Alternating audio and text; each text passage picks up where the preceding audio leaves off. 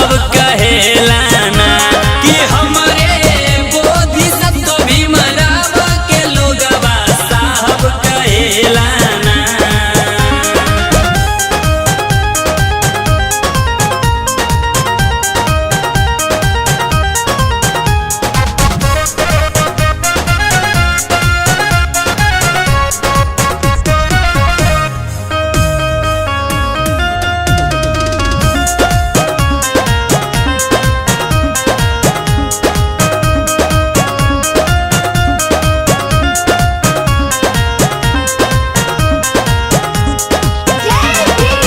एक चिंता ऐसन सतावे पूरा देश के भाई हो, कैसे चली सोने की चिड़ैया संविधान कहाँ से आई हो।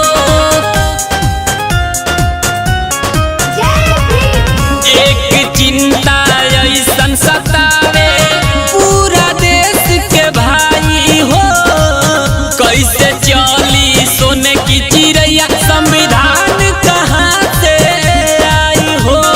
साहब कहेलाना हो लोगवा साहब कहेलाना हो, साहब कहेलाना हो लोगवा साहब कहेलाना कि लिखले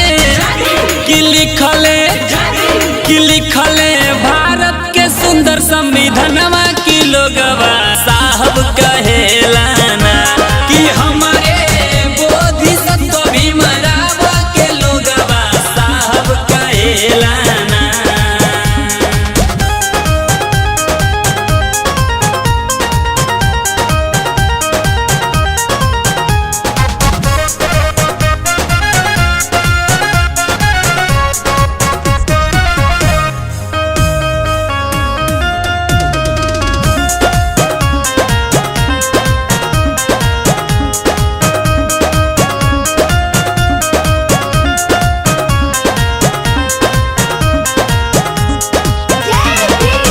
नारियां सब दासी रहली अपने घर परिवार में, भीम के चलते ना